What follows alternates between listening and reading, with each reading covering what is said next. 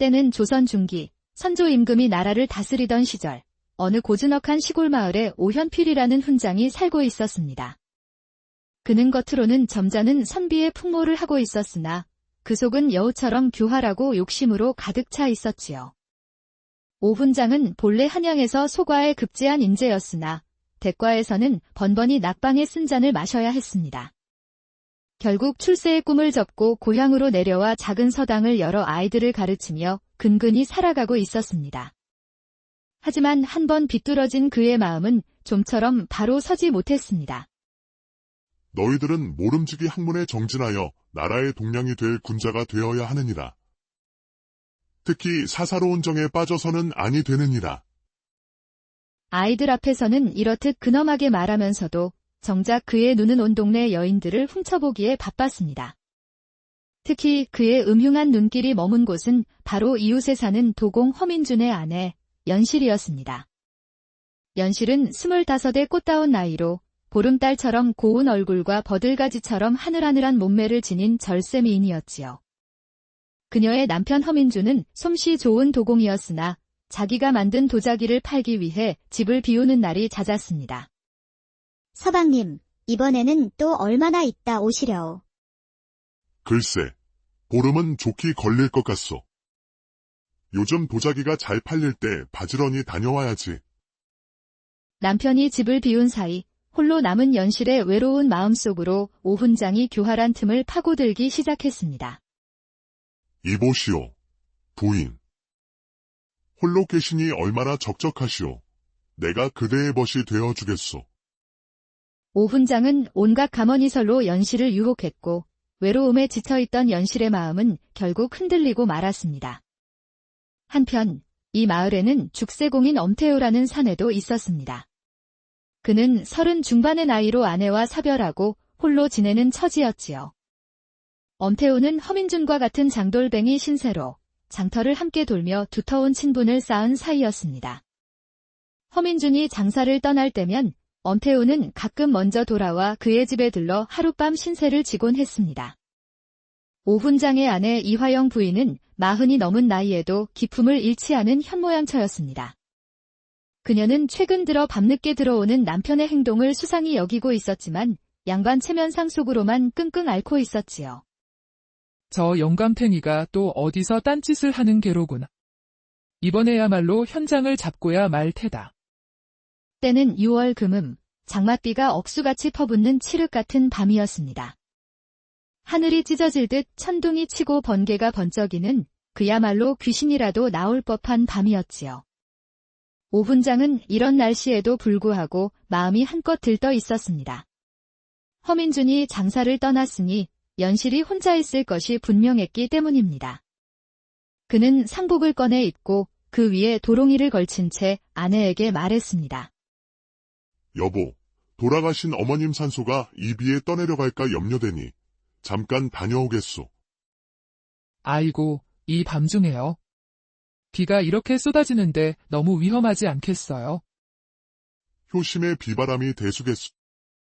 금방 다녀올 테니 걱정 말고 문이나 열어주시오. 오 훈장은 아내의 만류를 뿌리치고 칠흑 같은 어둠 속으로 향했습니다. 남편이 나간 뒤 이화영 부인은 도저히 의심을 떨칠 수 없었습니다. 이상하군. 평소에는 비만 오면 꼼짝도 않던 양반이 필시 다른 곳에 갔을 것이다. 그녀의 머릿속에 허민준의 아내 연실의 얼굴이 떠올랐습니다. 그녀네 집에 간 것이 틀림없어. 이번에야말로 그 더러운 짓을 내 눈으로 확인하고야 말겠다. 한편 오 훈장은 비바람을 뚫고 연실의 집에 도착해 조용히 살인문을 두드렸습니다. 아이고, 훈장님. 이 굳은 날씨에 어찌 오셨어요? 그대가 혼자 무서움에 떨고 있을까봐 걱정이 되어 한 걸음에 달려왔소. 오 훈장은 젖은 도롱이와 상복마저 벗어 마루에 걸쳐두고는 벌거벗은 몸으로 안방으로 들어갔습니다.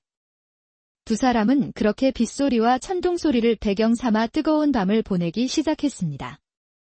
그로부터 얼마 후 또 한 명의 사내가 허민준의 집 살인문을 열고 들어섰습니다. 바로 죽세공인 엄태우였지요. 그는 허민준의 부탁으로 연실의 안부를 살피러 온 길이었습니다. 흠뻑 젖은 옷을 벗던 엄태우는 마루에 곱게 개어져 있는 마른 옷을 발견했습니다. 어라, 웬 옷이지? 하얀 걸 보니 상복인 듯한데. 그는 별 생각 없이 젖은 옷 대신 그 상복을 집어 입었습니다. 안방으로 인사를 하러 가려던 그는 방 안에서 들려오는 심상치 않은 소리에 걸음을 멈췄습니다. 허, 형수님이 혼자가 아니셨구먼. 남의 일에 끼어들 필요는 없겠지. 그가 조용히 문간방으로 향하려던 바로 그때 또 한 사람이 살인적인 기세로 들이닥쳤습니다. 바로 오훈장의 아내 이화영 부인이었지요. 어둠 속에서 상복을 입은 엄태우의 뒷모습을 본 그녀는 그가 당연히 제 남편이라 확신했습니다. 이 파렴치한 영감탱이.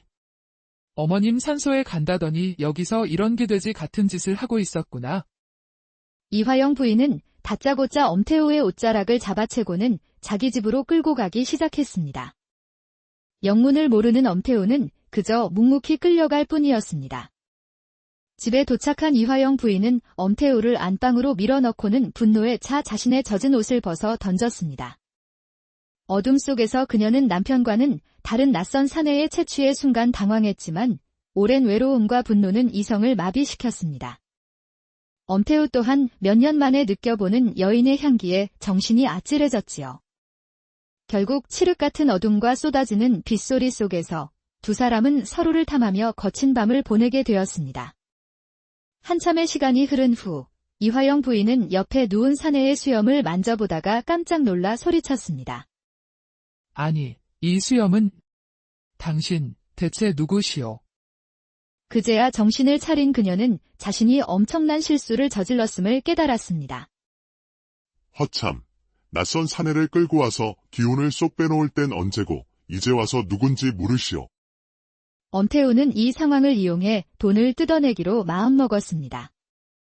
결국 이화영 부인은 자신의 금비녀를 내주고서야 이 기막힌 밤의 실수를 무마할 수 있었습니다. 한편 연실과의 미래를 마치고 나온 오훈장은 자신의 상복을 입고 있는 엄태우를 보고 경악했습니다. 네 이놈. 감히 양반의 옷을 훔쳐 입다니. 썩 벗지 못할까? 허, 양반이면 양반답게 노셔야지. 남의 아내와 놀아나는 게 양반이 할 짓요. 오훈장은 자신의 불륜 현장을 들켰다는 사실에 사색이 되었습니다. 결국 그 역시 엄태우에게 돈 30냥을 쥐어주고 입막음을 할 수밖에 없었지요. 마지막으로 엄태우는 연실의 방문을 두드렸습니다. 형수님, 문 좀 열어보시오. 방금 전 그 양반 나리와 무슨 짓을 했는지 내 다 봤소. 연실 역시 자신의 비밀이 탄로 날까 두려워 엄태우의 요구를 들어줄 수밖에 없었습니다. 그녀는 몸을 내주고 거기에 비단 한 필까지 얹어주며 비밀을 지켜달라 애원해야 했지요. 그렇게 엄태우는 하룻밤 사이에 금비녀, 돈 30냥, 비단 한 필, 그리고 두 여인과의 하룻밤까지 그야말로 엄청난 횡재를 했습니다. 그는 자신이 알아낸 비밀들을 무기 삼아 오훈장과 두 여인을 계속해서 괴롭히기 시작했습니다. 세 사람은 엄태우의 협박에 시달리며 분노를 사겨야만 했지요. 그러던 어느 날 허민준이 먼 남쪽 장터에 큰 장이 선다며 엄태우에게 동행을 제안했습니다. 미안하오, 형님. 요새 통 배가 아프고 기력이 없어서 이번엔 나 혼자 다녀오리다. 엄태우는 허민준이 없는 틈을 타 연실과 시간을 보내려는 속셈으로 꾀병을 부렸습니다. 허민준이 길을 떠나자마자 엄태우는 곧장 연실의 집으로 달려가 그녀를 겁탈하려 했습니다. 제발 그만해 주시오. 바로 그때였습니다. 여보, 나왔소. 떠났던 허민준이 돌아온 것입니다. 그는 길을 가다 수레가 부서지고 장터에 전염병이 돈다는 소식을 듣고 급히 발길을 돌렸던 것이지요. 안방 문을 연 그의 눈앞에는 믿을 수 없는 광경이 펼쳐졌습니다. 자신이 친동생처럼 믿었던 엄태우가 아내의 옷을 벗기고 있었던 것입니다. 이게 무슨 짓이냐? 여보, 저 사람이 저를 저를 겁탈하려 했어요. 연실은 위기를 모면하기 위해 거짓말을 했습니다. 내 이놈. 내 이 개만도 못한 놈. 분노에 눈이 뒤집힌 허민주는 엄태우에게 달려들어 무자비하게 그를 때리기 시작했습니다. 평소 온순했던 그였지만 배신감에 이성을 잃고 말았지요. 허민준의 몽둥이에 머리를 심하게 맞은 엄태우는 결국 정신을 잃고 쓰러졌습니다. 한참 뒤에 깨어난 엄태우는 예전의 그가 아니었습니다. 그는 머리를 다쳐 실성한 바보가 되어버렸지요. 비 오는 날이었지. 상복 입은 양반. 돈 30냥. 금비녀. 바보가 된 엄태우는 동네를 떠돌며 그날 밤의 일들을 조각조각 을조리고 다녔습니다. 동네 사람들은 그저 미치광이의 헛소리라 여겼지만 당사자인 오훈장과 연실, 그리고 이화영 부인은 그의 말을 들을 때마다 가슴이 철렁 내려앉았습니다. 연실이 안방에서 끙차끙차. 좋았는데. 그들은 자신들의 비밀을 을조리는 바보의 존재 때문에 평생을 불안에 떨며 살아야만 했답니다. 남의 약점을 이용해 욕심을 부리던 엄태우는 결국 모든 것을 잃고 바보가 되었고, 각자의 욕망과 실수에 발목 잡혔던 이들은 평생의 불안이라는 죗값을 치르게 된